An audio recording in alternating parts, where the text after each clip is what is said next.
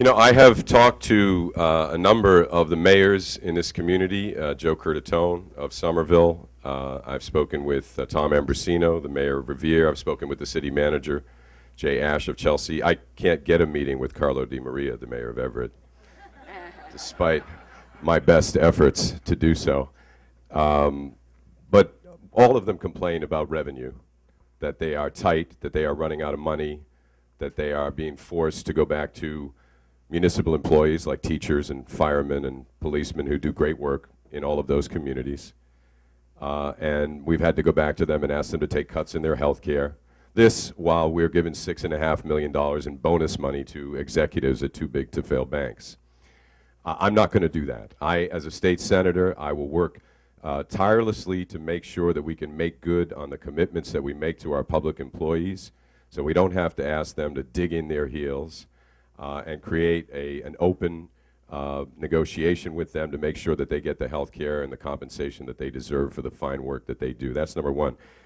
The overarching problem that everybody up here is going to talk about is jobs and getting the economy lifted up again, and it's clear that we are in one of the worst economies any of us have ever seen.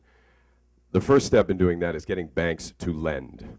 These very same banks and lending institutions that were so willing to take so much risk in 2003, 2004, that they ran our economy into the ground, now won't take any risk at all. We've got to find a middle ground there, and the state government needs to compel them to lend by helping to mitigate their risk and get dollars out onto the street to the small businesses that employ 62% of the people in this Commonwealth and this country.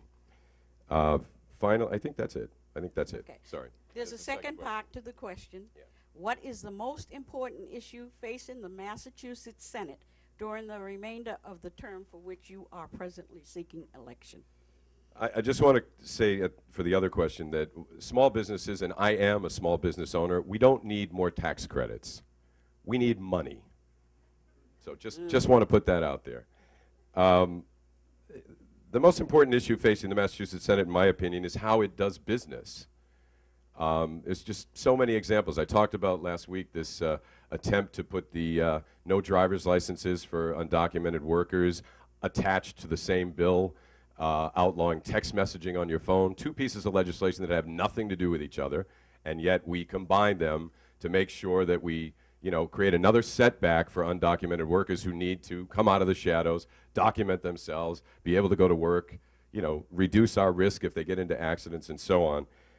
In so many ways, our state legislature is the most Byzantine institution I've ever seen.